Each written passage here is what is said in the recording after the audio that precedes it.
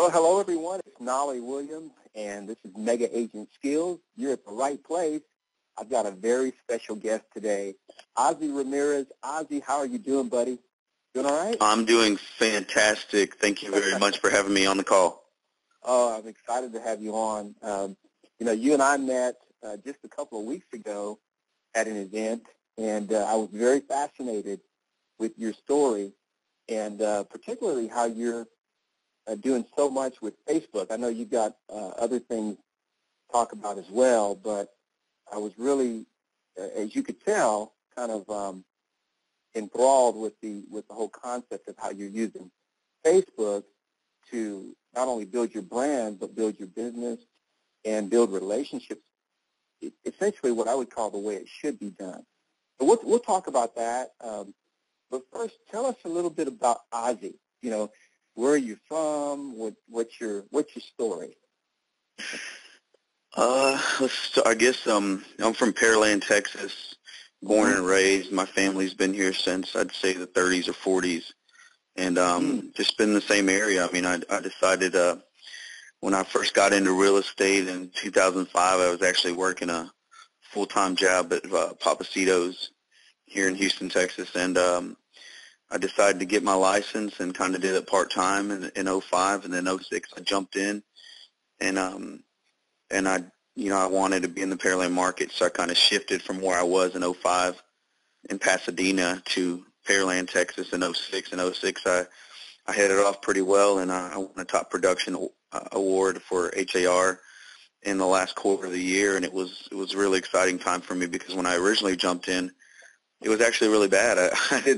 I didn't go to a big brokerage. I didn't go to any of the big names. I actually went to a broker who was using his license for commercial, and I said, hey, look, you're not using it for residential. Let me build a business behind you, and I'll pay you 150 transaction. He said, okay, and pretty soon my team and my group outgrew his team, and then I branched off a couple years later.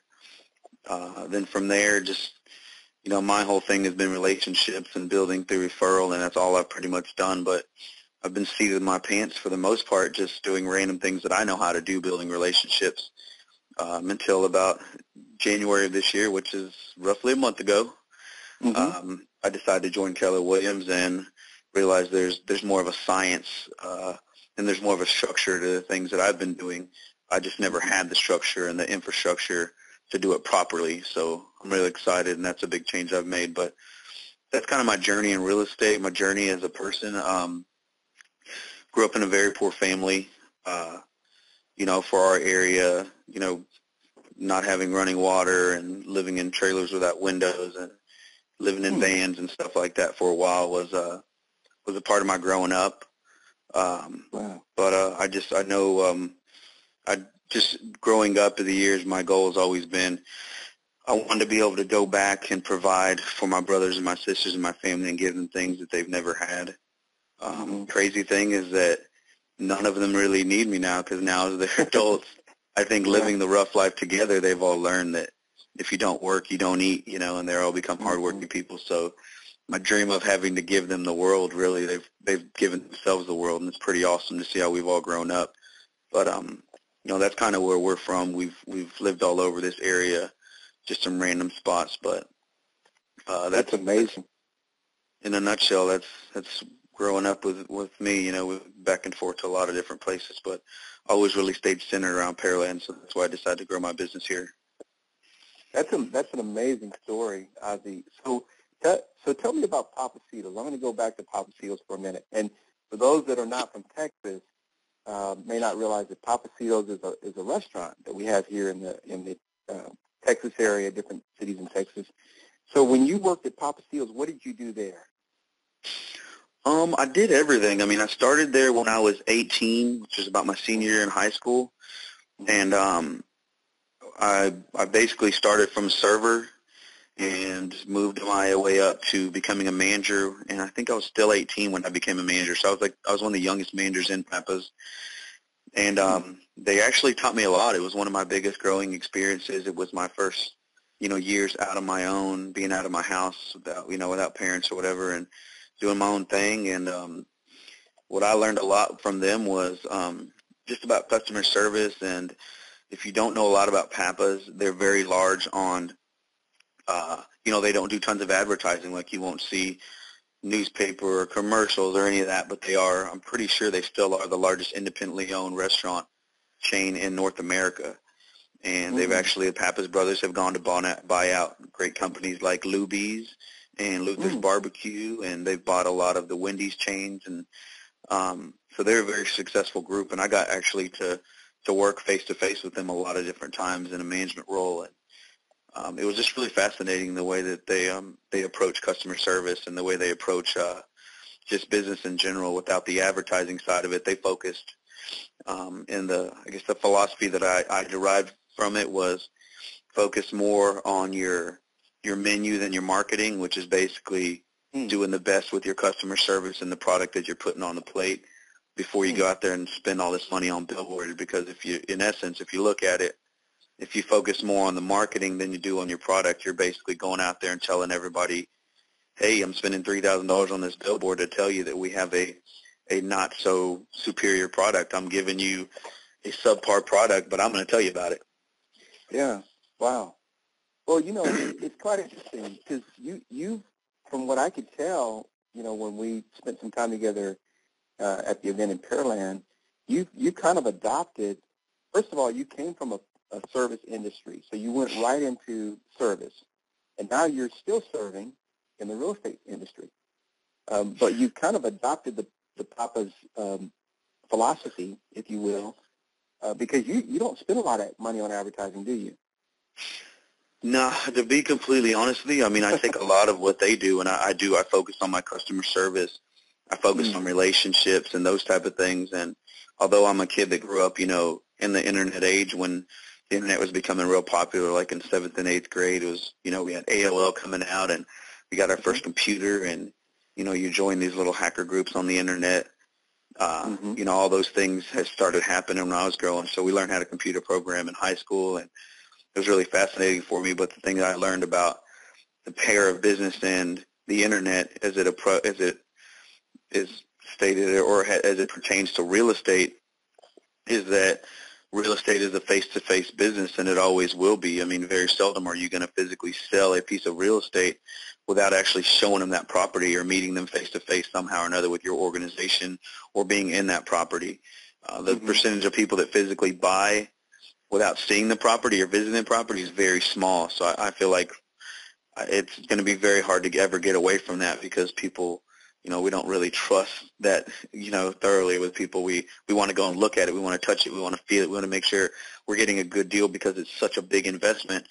So with that being said, relationships are going to be there. The face-to-face is going to be there. You can't have a robot to do it for you. Right. Maybe you can one day, but for right now, it's, it's a lot about relationships. The old style of shaking hands and meeting people and getting them to really like you and selling yourself, it's the same thing it was back in the 50s and 60s as it is now. We just have bits of technology to make it a little bit easier for us. But overall, that's the way I take it is. It's a lot about relationships and making people fall in love with you and your product. And, the beauty of that is being in whatever market you want to be in. I mean, you can capitalize and you can control that market. It doesn't matter who the big dogs are out there, what big companies you're competing against, and how large their national brand is. It doesn't matter if you know how to control your local market. You can kill the big boys at their own game, and they don't even get it yet. Absolutely. Absolutely. I love that. So here, okay, so here you are at Papacitos. You're getting a lot of knowledge, a lot of understanding. Of course, you've just joined Keller Williams now, and from that experience, what I hear you saying is you were able to kind of look, after you looked at the systems and models as Keller Williams teaches, because Keller Williams was just named the second largest training company in North America, and they saw that award for that. Yeah, and so what you learned was, you were doing a lot of things right. You just didn't realize that there wasn't really a system to it, and that there was. But when you looked into it, you're like, oh, I'm already doing this, I'm already doing that. I'm not quite doing that, but I'm doing it. But then you kind of discovered that there really is sort of a method or a system to everything that you're doing, that you could systematize your business, actually do more production, maybe work less, doing that production and be more efficient, is what it sounds like. And then, of course, that coupled with all the knowledge that you learned from the restaurant industry, not just the restaurant industry, but working with a great family in that business is pretty amazing. So how did you decide in your head that you wanted to get into real estate? You like you said, you were you had the way it worked. I was actually it was funny is I actually had been recruited out of the restaurant industry to go to work into a printing company by a president of a printing company that had met me at the restaurant.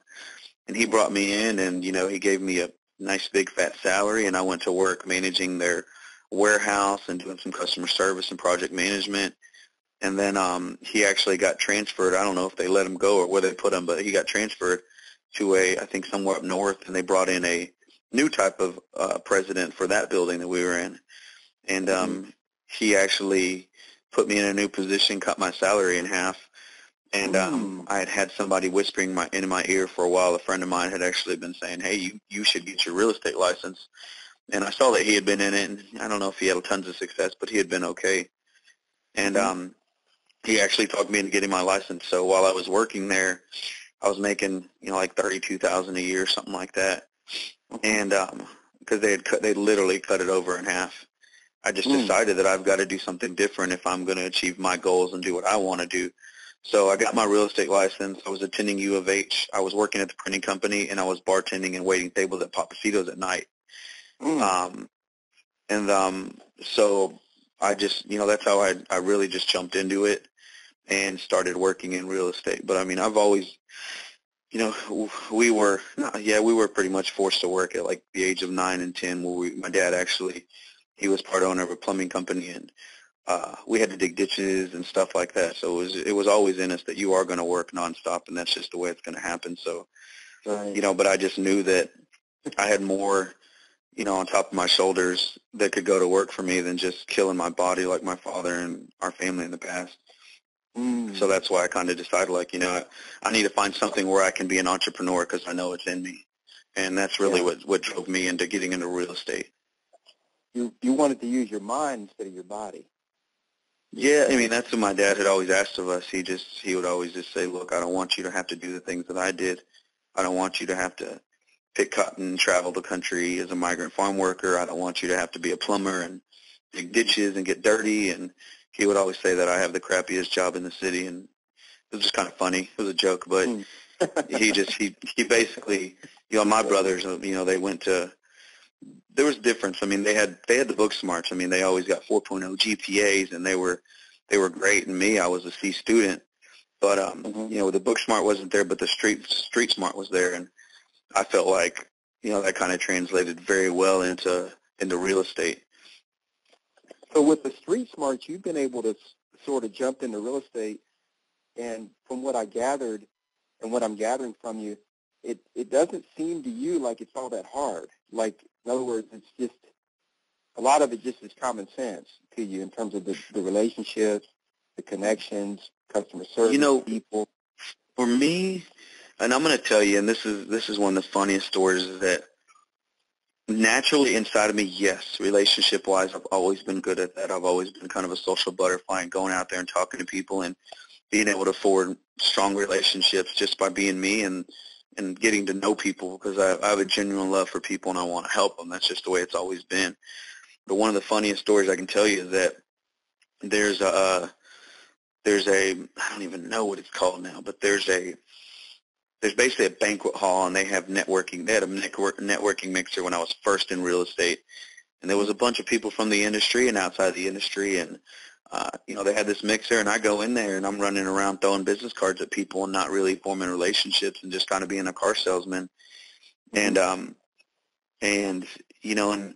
started to feel this look, and people were like, this kid, what is he doing? Because I was like, I think I was like 25 at that time, when you think you know everything, but you know nothing. And I'm just running around just, hey, let me be a real estate agent. Hey, let me be a real estate agent. Hey, let me be a real estate agent. And after a while, I sat back and I looked, and I'm like, nobody in this room likes me. And that's when I began to realize that, you know, you have to really get to know someone before you can just try to sell them. You have to, and the way I look at it is the two things that are going to really help you in this business, or you kind of need to succeed, is people have to have trust and confidence in you. The trust is the relationship and getting them to fall in love with you, who you are.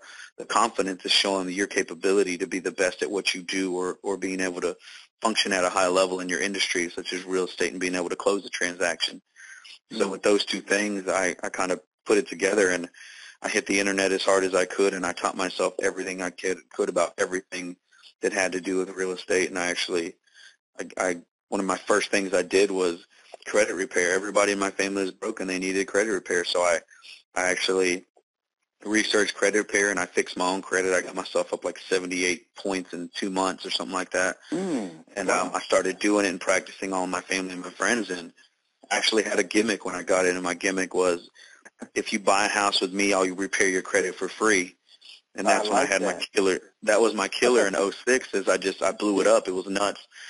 But as a one-man show, you can only do so much. And I started running into some brick walls, and it kind of got hard for me from, you know, I say like '07 to 2012 or 2011, which is where, you know, I stayed, you know, on my own, working by myself. I was closing anywhere between 5 and like 8 or 9 million a year, every year consistently. But, you know, you kind of hit that ceiling because I wanted to be the one-man show, and I could only do so much. And then it ended up being that the credit repair was just killing me. I couldn't do it anymore. And that's when I kind of let that slide off a little bit and let somebody else manage that. But ultimately, those steps physically brought me to, you know, Keller Williams, and Keller Williams being a company that, you know, they opened my eyes. They actually sent me to a training before I came on board with them. They courted me for years, but then, you know, 3 months before January, which was the last quarter of 2013, they laid it on thick and sent me to some training. And just by being in the training, I realized that I don't know nearly as much as I think that I do, and I'm not nearly as good as I think I am. So it really spoke to me with their structure and just the science of the way that they do things, the way that they place infrastructure, the way that they find the right talent, the way they put it all together and run with it, was something that I had failed at. I tried to recreate the wheel for the past 6 or 7 years, and my wheel was wobbly and in horrible shape, but it still rolled, and I was still rolling with it, although it wasn't as productive and as efficient as it should be. And I finally realized that Keller Williams has the perfect wheel for me, and that's when I decided to jump on board. And I got to say, it's been one of the best experiences I've had, and I've only been here for a month. Just learning more than I've ever knew before, getting more production out of my buyer's agents and out of my transaction coordinator, and it's just exciting. I don't even know what's going to come this year, but based on what I'm seeing, I'm going to blow away any record I've ever set for myself. It's going to be huge for you. I know it will, and that's really pretty much the same way it happened for me. You know, I went to the training event 5 years ago, 6 years ago it's been, and just fell in love with the systems, models, tools, you know, and the training, like you said. So, and I tell people, you know, Keller Williams isn't for everyone, but it's perfect for me. You know, let's switch gears and talk about your lead generation. So where are you getting, first of all, let's talk about goals. You know, we talked about this when I was at the event. What kind of goal do you have set for yourself for, I know you set some pretty big goals. What are you looking as a goal for 2014? I did set it very high, and I want to do it, and I don't think there's anything going to stop me.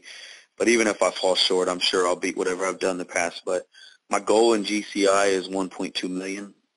Okay. Which last year I was at about 310 million. So I'm looking to pretty much quadruple my business. So you want to do about $40 million in sales? Roughly, yeah. My goal is right around 41 million. And this year I finished around 13 million, something like that. But most of that I didn't really have a team in place. I've literally just now, I've been running by the seat of my pants. I had like a buyer's agent, and I had a part-time transaction coordinator. Now I have a full-time transaction coordinator, 2 buyer's agents, and I'm producing more leads for them than I ever have because I'm more focused now. Wow. Where are the majority? So let's talk Let's talk Facebook, and then we'll talk about some of the other things that you're doing. I was pretty impressed with your Facebook numbers in terms of the amount of transactions. How much business are you doing, not just with Facebook, but like, say, for example, social media? How big is that? Overall, the majority of what I do on social media is Facebook, because it is all about relationships, and that's one of the best places to really, really connect and be tangible to an audience. Mm-hmm. And I'd say I close anywhere between 5 and 7 million is a direct correlation to what I do on Facebook. And then there's no telling how many more of my just regular relationships are fostered by that, but they contact me other ways. So I can't pin it down, but I'd say, consistently between 5 and 7 million in sales a year, strictly off of the things that I do on Facebook that I can track. Right. And I guess getting into that, so a lot of it has to say around a couple $100,000 a year just through Facebook alone. Yeah, I am. Now, do you think that will grow in terms of what you're doing now to grow your numbers? Do you think now perhaps you'll be doing $500,000 a year through Facebook, just through Facebook? Could that? I feel like Facebook is a component, a very strong component to relationship building and staying in front of people. But I feel like with some of the systems that I'm taking on right now, it's like they're all cogs to this big machine, and the biggest machine that helps you really fall in love with people and have them fall in love with me is the Facebook. But everything around it is going to help me to continue contacting them and touching base with them and making sure that I stay in front of them. So, it's hard to say if there's a cap to Facebook, which I don't think there is if I continue to use it properly. But who knows? It's really hard to track, and that now that I'm using so many other things like, the 33 touch systems and 8 touches and all that stuff that I've never done before, I'm pretty sure it's either I don't think it's going to take away from my Facebook numbers where I can directly attribute to it, but it's going to enhance what I can do. And mainly because, if I'm contacting them through these other ways and reaching out to them these other ways, they're going to contact me in different ways, which isn't going to show how much strength I have coming from Facebook like I have been able to track in the past. But I'm sure my numbers, if it all works properly, the numbers on Facebook will actually increase as well. Let's talk about your philosophy to Facebook. You have sort of a different way of seeing Facebook than I've heard in the past from anyone else. I've everything I do, not everything, but pretty much everything I do, I develop philosophies and just a way to look at it, and way to think about it, to, look at the psychological aspect of it and how it really affects what I do. And, just by studying Facebook and being on it so much and working it the way that I do, overall my main look at Facebook is it's awesome because it really directs to real estate very well, is that I am the apartment manager of my apartment. My apartment is the AskOzzy.com apartment complex, or the Ozzy Ramirez apartment complex, which I get to pick and choose, and this is my personal page. I'll talk about profile pages and business pages later. But my personal page, which is where I make the most connections and the most relationships, that's my apartment complex. People apply to be in my apartment. Some people I turn down. Some people I accept. Some people I go out and I recruit them to come live in my apartment complex. And my rule about it is that if I have not had a direct conversation with you and I cannot remember you, I will, I have to have a conversation with you. I have to know you. I have to be able to look at your profile picture and your information and say, I know that person. I remember how we talked. I remember how we met. There is a relationship here that we can grow. A lot of people take the approach that they just add everybody on, thinking that numbers are going to work. And, for some people that works. And what I usually tell people about social media is that you don't know what's going to work for you. I can just tell you what has worked for me. Right. And what has worked for me is the more relationship, which quality is better than quantity. However, with me being who I am, which is an extreme social butterfly and just always out talking to people, I've kind of gathered the two. I do a lot of quality, but there's also quantity there too, just because I'm in contact with so many people on a daily basis, and I genuinely care for people, and I want to know about them, and I want to see how they work and what we're doing, and just so many different things. But, Facebook is my apartment complex. I pick and choose who's in it. I pick and choose who's not. Sometimes I go through once a month or every other month, and I actually evict people from my apartment complex, and the cool thing is they don't even know it.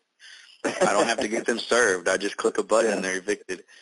But, in the apartment complex, there's a huge courtyard in the middle, and I get to stand up on my balcony and look down and kind of see the people mix and mingle and watch them interact and watch them talk to each other. Sometimes I'll walk down in the courtyard and I add my 2 cents. I click the like button or I give a comment, or I go even deeper. Sometimes I go in their apartment and hang out with them by looking at their pictures, how their kids are doing, what's going on with their life, and it becomes more intimate when you begin doing those type of things. And that's kind of the overall look at it. And what I tell people is, if you really look at it, it's a funny thing is because when I first started preaching my methods and the way that I work, I did it for, HAR invited me to speak in front of a panel, and there were 300 people, and so many of the comments I got were, well, I don't want to keep my business out there, and I don't want to connect personal with business. That's just not the way I want to do things. My friends don't want that. And my response to them would be, so you wouldn't sell a house to your cousin? So you wouldn't help your mom buy her next house or sell their house, or you wouldn't help your brother or sister or uncle or cousin? And they look at me a little weird, and I'd say, oh, okay. So just go ahead and tell all your family to come talk to me. And they would look at me weird, and I'd say, I'd say, bring them over, ask me all about it. No, but so that's the way I'd approach it with them. I'd say, you naturally, it's who we are. Part of who we are as Americans, for some reason or another, is somehow or another it's going to come up in conversation. What do you do for a living?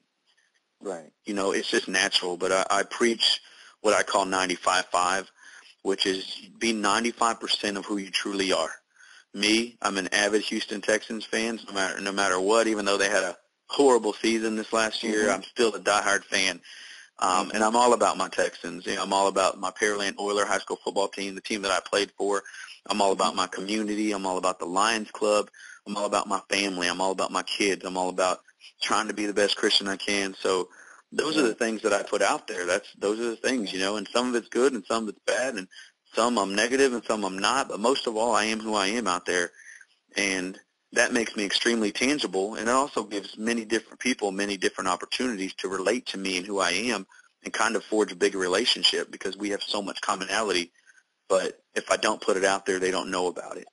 Right. But getting down to a little more of the philosophy and the psychology of it that I've derived from it, which everybody has their own take, of course, but mine is, I call it the high school effect on Facebook is, in high school, we all wanted to belong to something or another. In life in general, we all want to belong to something.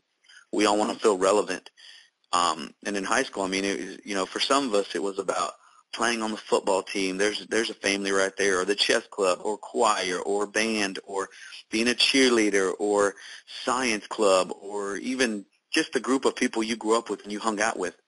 Those are the people you also hung out with in high school, and those are the people that gave you relevancy.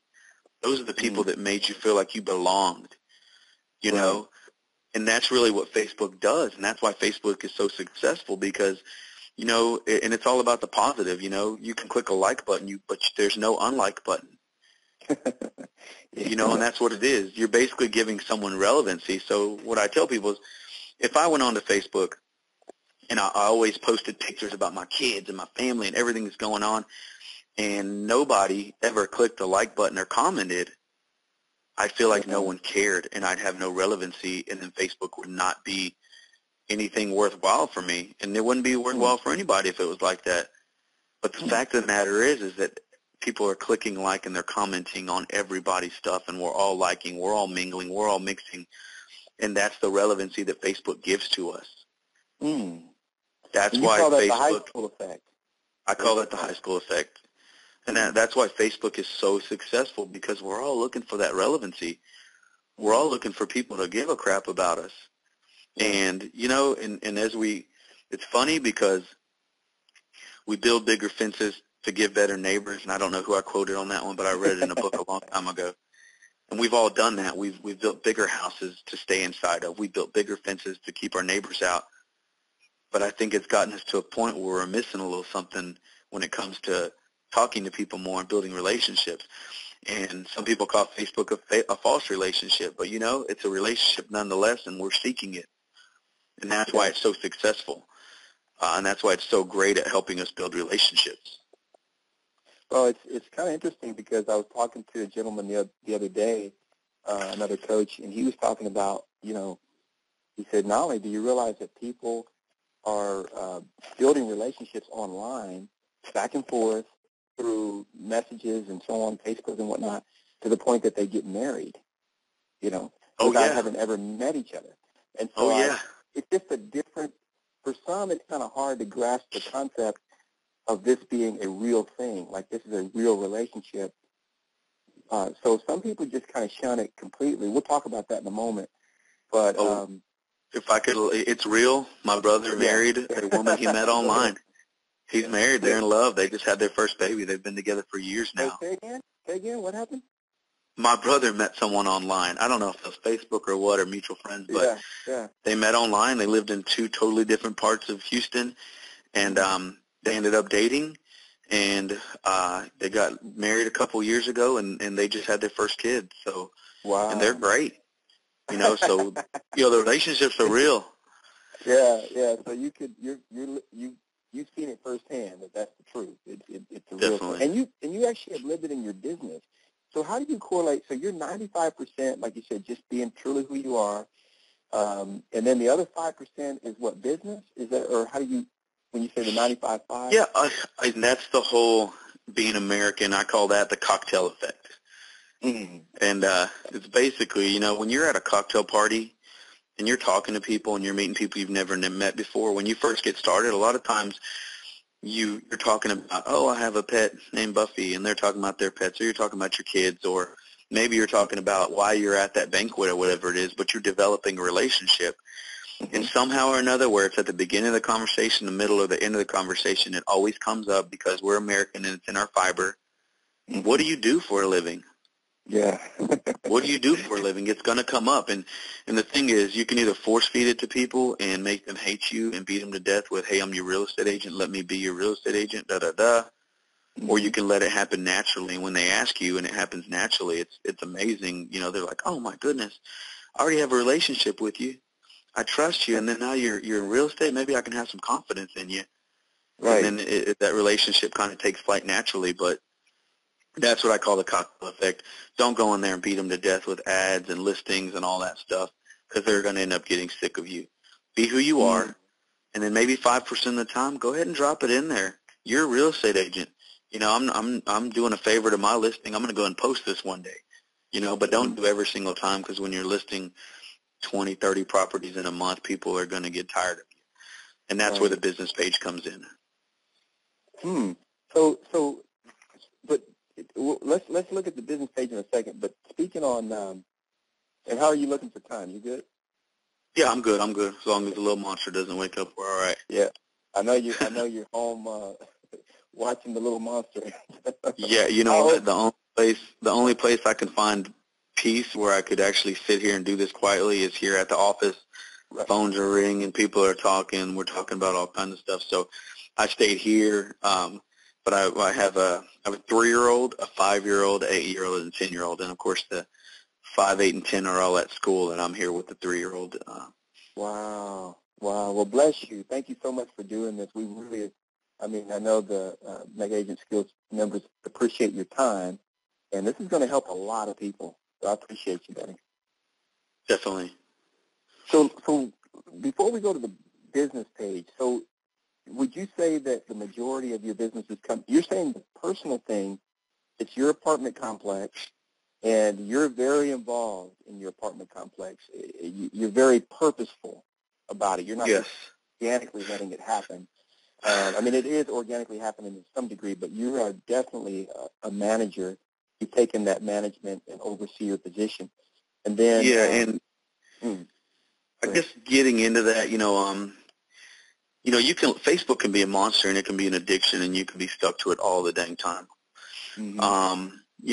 I'm on there a lot. I post videos, I like things, I share things. And what I tell people, if you're always advertising and putting stuff out there about yourself, it's like a conversation. You don't get anybody else the time to talk. So there'll be times when I don't post anything for a couple of days. sometimes a week or two, depending on what I got going on. But I try to get something up every day or every few days or 3 days just to make sure people realize I'm still alive.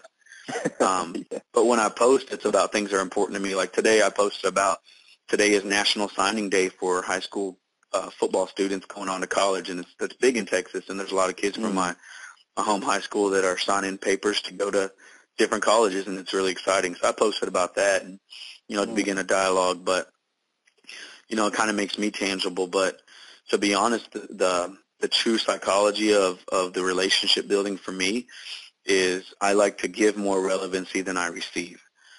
So, I spend time, if I go through, when I wake up, first 20 minutes of my day, I'll probably go through and I look at all the Facebook posts and see what everybody's doing and do my clicking of the likes. If I like the comment, I generally like it. I click the like. If I feel like it's something I want to chime in on, I comment. And then, probably a couple hours later when I get into the office, I do it again for another 20 minutes. And then around lunchtime, I do it again for another 20 minutes. And then towards the afternoon, I do it again for another 20 minutes. And probably one more time when I get home. So I manage it. I don't let it just run me over. When when something happens, all of a sudden I got to jump on it. But whenever I'm managing it, I'm going through and I'm giving people every click of a like gives someone relevancy, and it makes them think about me, and it makes me think, man, Ozzy cares about me. He just clicked like, or Ozzy went through my pictures, a picture that I posted in 2012. He just said my daughter was cute. He's looking into my life. He's paying attention to what I'm doing. He just said, he liked the picture of us playing with the dog in the backyard, and he wishes he had a dog. And it opens a dialogue, but it makes him feel like, man, he kind of came into my house. He came into my apartment, and we talked, and it was neat. And then what happens is you'll see eventually is they'll come into your apartment, and they'll click on pictures of your kids and stuff like that. And it just really, it forges a relationship that it's very difficult to explain how tangible it is, but it's extremely tangible. Yeah. And that's the relationship side of it is you have the opportunity to give someone relevancy today. Make them feel relevant. Make them feel good. Why not? It's like walking by someone and not saying hello. Why would you do that to somebody? It's like, someone sneezes and you don't say bless you. Right. Those little bitty things, they go a long way, especially in this community, in this day and age. When people hear me say yes, sir, and yes, ma'am, and hold doors open and all these things, like, it's that similar thing that you're producing, that similar feeling that you're producing on Facebook. I love it. So let's talk. Okay, so let's talk about then business pages. So how do you? And I, admittedly, I've been a little bit slow. I'm on Facebook. I've been on Facebook for years. I did let it. I have not taken the mentality that you've taken about it being sort of the apartment complex, and that's something that I wasn't purposeful about it. I let it get out of hand, and it is crazy. I've got a lot of so and it can get to that point where you're like, this is too overwhelming because you let too many people do. And it's like you said, if your apartment complex holds 500 people and you let 2,000 in, that can be overwhelming. You don't have time to manage all that, But yeah, definitely. But I know you'll speak to that too. But talk about the business page. Where does that fit in? Is it important to have a business page? Let me ask you that. I would say it is because you want to be able to toot your own horn and share your successes and let people understand that I have listings and I have business going on and I close this deal and that deal.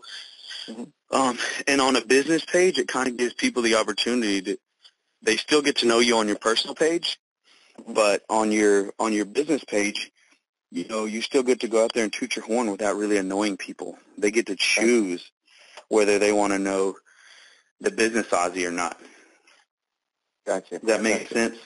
Oh, absolutely, absolutely. So you can kind of do your own thing business-wise. You can run amok, and nobody's hating you for doing that because you don't become that annoying guy. And what I tell people is it's funny because, let's say you're an accountant, and I see this a lot with real estate agents on their personal page. They're out there telling everybody, 1 to 3, and hold on, and before I offend anyone, do what works for you, and I'm not going to hate on anybody, but I'm going to tell you my perspective on it and the way that I use it and things that I don't do and things that I dislike. So this is my opinion, and I hope I don't offend anyone, but this is my opinion. Take it, throw it in the trash, or keep it and use it. I don't care, but this is mine. Is basically, you have real estate agents who are on Facebook talking about 1 to 2 closing, showed a dozen houses, wrote 2 contracts, and all these things. Mm-hmm. And it's in a way you're kind of bragging, right? Exactly. And some people don't like that. You got to think about it. Somebody today could have been fired from their job, mm-hmm. and you're over here bragging about all the things you're doing and all the money you're about to make. Mm-hmm. That's kind of a punch in the guts. Yeah. You know what I mean? So I'm exactly with you on that point. That's that part of it. But in the same token, here's a funny thing to think about. If a CPA during tax season would post every time that they got somebody's savings on their taxes, mm-hmm. how boring is that? Yeah. How much would you be like, I'm tired of this guy, he's making me sick. It's the same thing. People don't care. Right. That's my thought on it, but I see people who post it and, they're successful agents, and that's great. I keep that to my fan page. Exactly. That is my opportunity to go out there and toot my own horn. I get that. But I don't. Honestly, fan page and personal page, I don't ever tell people how many closings and contracts all that I have or whatever. The only thing I do is when I close a house, I post it on there sold. I sold in this neighborhood, or I did this, or I did that, and then with a fan page, it's very difficult to have a fan page that breeds what I call fans. Mm-hmm. Because you got to think about it. We are not in an entertainment industry. If you were a pro football player, or if you were an entertainer, an actor, or just a local celebrity, mm-hmm. it's easy for you to draw a crowd. It's easy for you to keep people entertained. But it's a little more difficult. And there are ways to do it. You just have to be consistent. It's kind of like blogging. Mm-hmm. You have to blog proper content. You have to blog engaging content, and you have to do it consistently. There are tricks on Facebook fan page. Like I had a contest for Super Bowl. Mm-hmm. I said, everybody, I want your predictions. I want your predictions on the score. Who's going to win? Who's going to lose? What's the score? The person who's closest gets $100. Mm. And I did it like an hour before the game, and we had 50 predictions. It brought excitement to the page. It was no longer a boring real estate page where people are wondering, like, oh, really? You talking about mortgage rates again? Yeah. Oh, really? Fannie Mae did what? Mm. Avoid this scam from this Craigslist post. It's boring. Right. But if you find ways to keep them engaged, go talk about the community. Mm. Talk about things that are going on locally that you love, the local football team. There's a new farmer's market. There's a new building going up, and this is the business that's going to be in it. There's all these kids' activities. These are all the restaurants the kids eat free, and these are the days they eat free. Mm. Those are the things that are going to keep people coming to your page to give you relevancy on a fan page. Gotcha. Gotcha. Because that's what we call an item of value. You're giving them some value. Definitely. And although the avoid a scam could give people value, it's education that doesn't necessarily apply to the masses. So I like what you're saying. That makes a lot of sense. So keep the braggadocious and the business stuff to your fan page. Those who choose that they want to know and get more intimately involved with, for example, if they want to really research you as a quote-unquote realtor, they can do that on their own leisure. But mm-hmm. in many ways, what I'm hearing you say is that with you, people feel like they know you. They're getting to know you before first of all, they already know you because of the way you qualify them on your page anyway. Mm-hmm. And then you're building that deeper relationship so that by the time you meet with them, maybe you haven't seen them in a year or two, they're wanting to do a transaction with you or get maybe a CMA or whatever the case might be. they have a lot of things they can discuss with you because they've been active with you in the apartment community. Definitely. That's very interesting. Very, very interesting. It's really interesting. One of the things that I've seen lately that's happening more and more is, it happens a couple times every couple months or so, probably once a month, maybe twice a month, but somebody will go onto Facebook and they'll put a comment up like, I'm looking to buy a house and I don't know how to get started, or I'm really frustrated with the home buying process. Mm-hmm. And it's so funny is that, sometimes those don't show up directly on my feed, but somebody that I know that trusts me and has faith in me will comment on there, you need to ask Ozzy. And then they'll, of course, they'll tag me in the comment, and I'll get a notification. Next thing you know, I'm picking up a client. And I've kind of breeded an army of people that know me, trust me, love me, and they're out there selling me. But it's about the relationship. When you treat people right, and I guess the core philosophy of my entire team of the business that I run, and this is what I preach to my agents, is that if you genuinely love people and you show it in your actions, they're going to love you back, and they're going to show it in their actions. And when you have love, you don't need money. And that's the way we behave, is that I don't care about money. I've been broke. I've been homeless. Yeah. Money is just an extra gift in this life, but I don't need it. I need love. I need people to care about me. I need to care about people. That's what I sustain. And I tell everybody that. I'm like, as long as I had my wife and my kids, I could be homeless. Right. And it really is a different way of thinking. Yeah.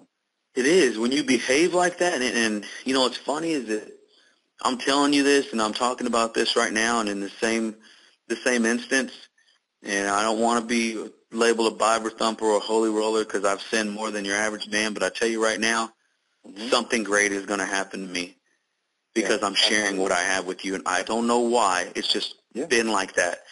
And this is coming from someone without a very religious background at all, but that's just the way it's been. Well, it's one of the philosophies that I strongly believe in. In fact, I share, you probably saw it there on the sheet that I sent you about the chance to give back. People underestimate when you give back and you pay it forward, there is something that happens in your life. What you do is you make room. It's like what Jesus taught, you make room for more. When you give out, and the Bible says, you cast your pearls out there. Don't cast them before swine, but you cast those pearls out. People grab onto those pearls, that wisdom that you have. And when you share what you have with others, what you're doing right now, Ozzy, is going to put food on the table for many families. I guarantee you that. Because a lot of people don't realize that they can use Facebook. Some people have sort of turned away from Facebook, or they've decided, because they've allowed themselves to get sucked into that hole, and you're very purposeful, you don't let that happen to you. But, yeah, you're right, man. Something very dynamic and big is going to happen for you for sharing, and it always does when you share your knowledge with others. So we definitely appreciate you for doing that. Let me ask you this.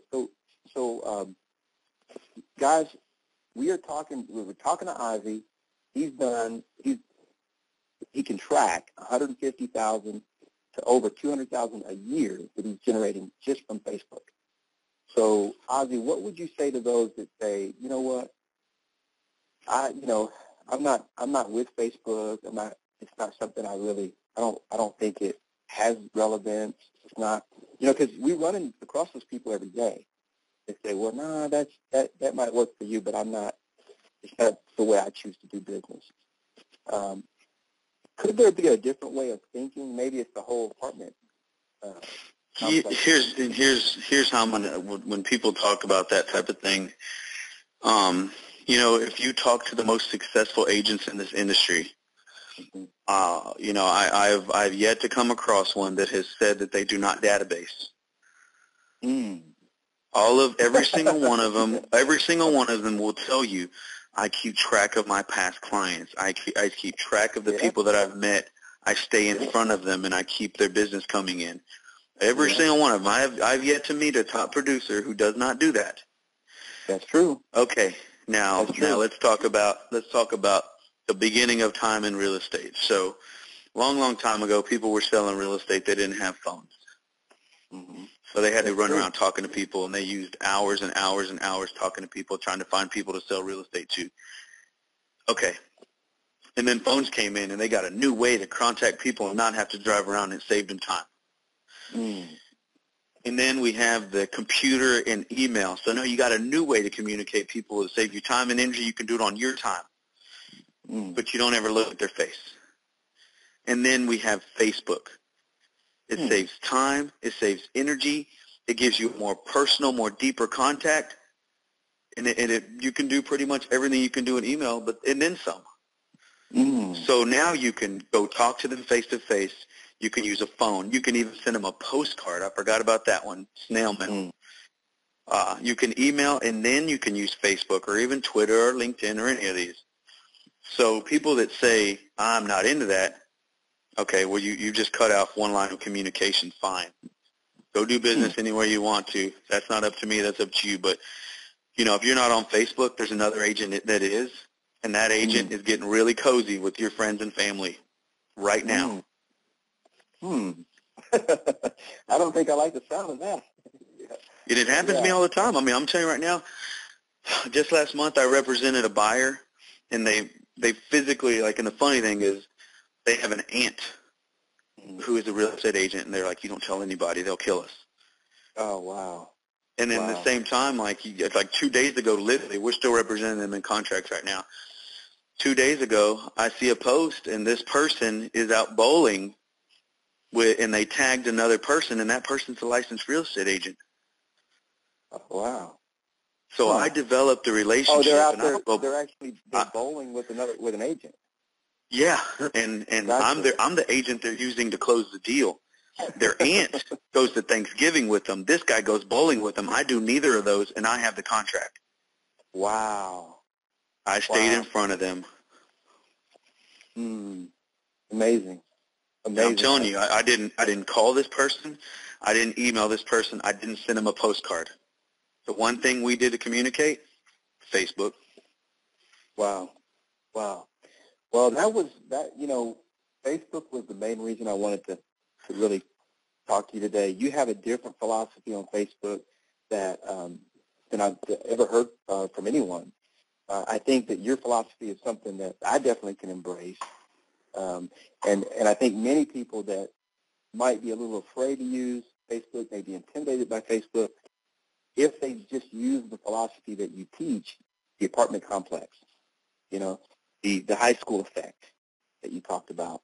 And then you also talked about the cocktail effect. If we just use these philosophies, then we can have a rockin' business, getting a lot more listings, keeping our buyer agents busy, and doing a lot more for the community as well. So not just for ourselves.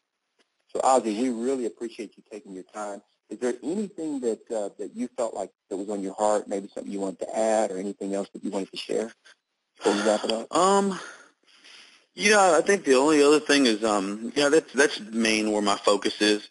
But the other thing is, when, you can actually connect a lot of these MLSs, especially here in Houston, you can connect your MLS to your Twitter and your LinkedIn. That way, whenever you change the price on a listing or put a listing up, it automatically posts to LinkedIn. And when you close, it posts to LinkedIn and it closes Twitter. Same thing. I think Twitter and LinkedIn are more of a one-way communication for me. I don't use them too much, but I still want to remain relevant. And by me syndicating the things that I'm doing on all these sites, I actually get to control what people find about me on the Internet. Gotcha. So the more relevant you are using these sites and kind of intertwining them, when somebody does a Google search for me, I'm the only one that comes up. And the information that I want them to see is the only thing that they see. I control the first 5 pages on Google about my name. Nobody else. Okay. So and you do that how? Or you just have I do that now. Well, with this syndication, like on my fan page, it syndicates to Twitter. Understood. So everything I post on my fan page goes to Twitter. Gotcha. Everything I change on my MLS goes to Twitter and LinkedIn. Gotcha. So by virtue of that, you're basically locking down those first 5 pages of Google. Yeah, anybody that searches me, they're going to find nothing but great things about me. Yeah. My awards, the things I've done, how I've helped people. It doesn't matter how big or how small real estate agent you are. Some point or another, the more you grow, somebody's going to have something negative to say about you, or somebody else is going to try to cash in on your name. Mm-hmm. Somebody's going to start posting information like, oh, they're posting my listings on Craigslist or this site or that site. Yeah. All I know is when they Google search me, they're going to find me. Exactly. I love that. It's a great tip. And you'd be surprised, with how large our country is. Think about it. If somebody Googles Nolly Williams, you got a rare name like me. You're top. You own that. But if your name is Amanda Smith, mm-hmm. You know what I mean? Mm-hmm. Who's owning Amanda Smith right now? Who's owning John Smith? Who's owning all these very typical names? And it might be hard for you to decipher yourself, Might be hard for you to separate yourself. With me, it's a little easier. But in the same token, I don't want anybody to have any opportunity to find somebody else when they're looking for me. I love that. Let me ask you one last question, and then I know you got to run and get your day started. We talked about marketing budget. You don't have a very big one, then, do you? You're basically. Do you expect that to change, or you love the way you've been? You know what? Since coming on to Keller Williams, they've changed a lot of my thinking, and I'm actually going to start farming for the first time. Ooh, I love that. So I've began managing my budget to set money aside so I can start farming into new areas and growing my business more. So to be honest with you, no, I don't really spend anything on marketing. I'm a bad person.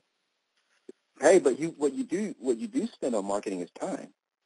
And yeah, you know what? If you look at marketing, I buy gifts for my clients. Uh-huh. That's what I consider a really strong form of marketing. Yeah. If you just gave them excellent customer service, do a little bit more, and you can create a raving fan. Yeah. And that's a great book by Kenneth Blanchard, Raving Fans. Mm-hmm.